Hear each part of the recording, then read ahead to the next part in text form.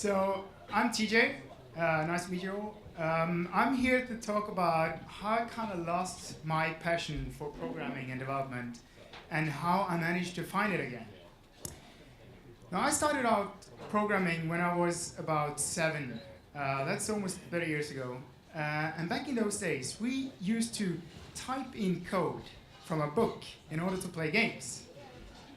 And it wasn't long before I knew what I wanted to do when I grew up. So naturally, I became a programmer. But over the years, I've been more and more involved in managing stuff.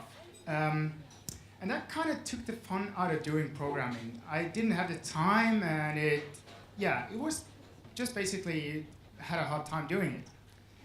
And 4 years ago, I was diagnosed with acute leukemia, which is really serious.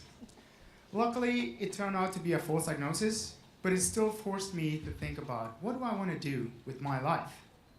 And the more I thought about it, the more I felt I had to do something new.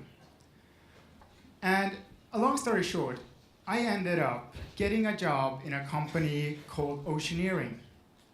Now, Oceaneering do really high, fancy technological stuff like spacesuits and robots for harsh environments like the outer space and the deep sea. And the job I got was building, maintaining, and operating these ROVs. An ROV is basically a large unmanned submarine that can do pretty much the same stuff that divers used to do. The only difference is that it can do it much deeper and safer and obviously more efficiently.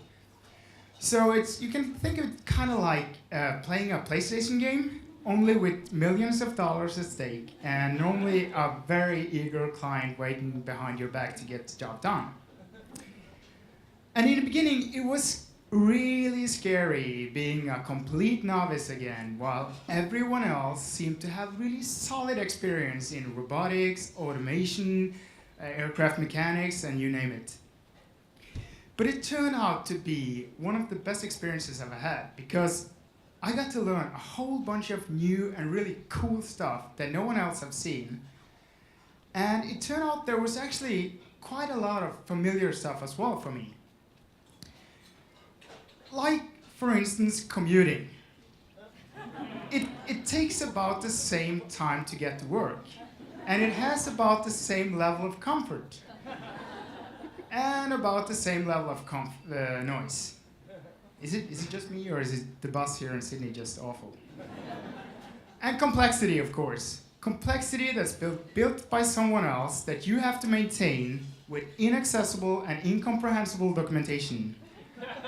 Yeah, I think I've done that before as well.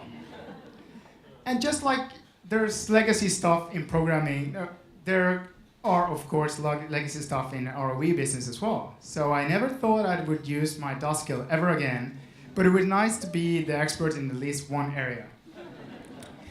And just like you have extremely boring moments in programming, you can be really boring staring at that small silver bullet there for 12 hours straight, just to see if it moves ever so slightly. But all of this is forgotten when you get to do really fun stuff that you're not really supposed to do. When you go fishing with a multi-million-dollar robot.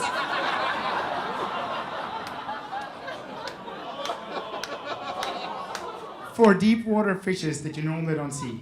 And you get to pick apart and reassemble robotic arms built from pure titanium that cost more than your house and your card combined.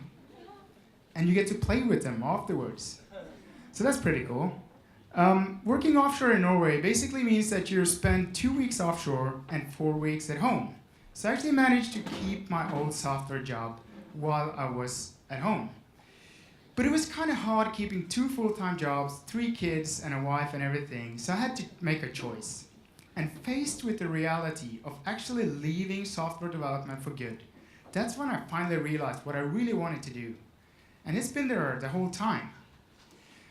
So it took me a couple of years to get there. And in hindsight, I think it was really, really worth it, because I'm not sure if I would have chosen software development if I didn't take the detour that I did. And I guess my biggest takeaway from the whole experience is I should never be afraid to try something new just because I'm scared of losing what I have. So thank you guys. Go out there and have fun.